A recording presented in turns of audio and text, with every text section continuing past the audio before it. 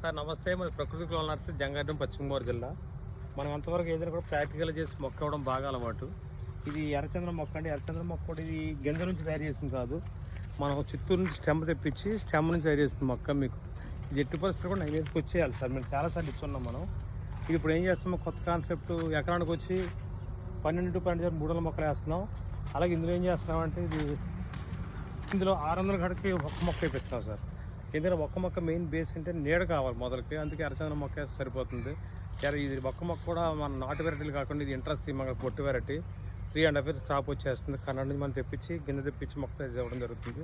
ఇది ఎర్రచంద్రం మొక్క చూసుకొని సార్ ఒకసారి ఎంత హెల్తీగా ఉందో. ఇది 12 by 12 వేస్తాం మనం ఎర్రచంద్రం మొక్క. వదిలేసి ఇది వేస్తాం. కొంత శాంపుల్ కూడా మనం ఏం చేస్తామంటే ఒక ఎర్రచంద్రం తోట ఏంటంటే జామ్ వేపిస్తున్నాం. 3 సంవత్సరాల దాకా జామ్ వస్తుంది మనకి, తర్వాత చేసుకోవచ్చు. కానీ ఇది కొత్త కాన్సెప్ట్. నెల్లూరు జిల్లా పొదలకూరు దగ్గర రవి గారు అని ఒక మా సిస్టర్ గారి నర్సరీ ఒకటి ఉంది, ఆయనకి పంపిస్తాను. ఆయన ద్వారా నెల్లూరు జిల్లాలో ఒక సంఘం దగ్గర వేస్తారు తోట. ఇది సంఘం ఎర్రబెల్లి దగ్గరలో ఉంది పొలం. ఆ పొలంలో వేస్తారు. 300 ఎర్రచంద్రం మొక్క, 600 మొక్కలేమో ఇంట్రెస్ట్ మంగళం ఒక్క మొక్క అంటే సుఫారీ మొక్క అంటాడు.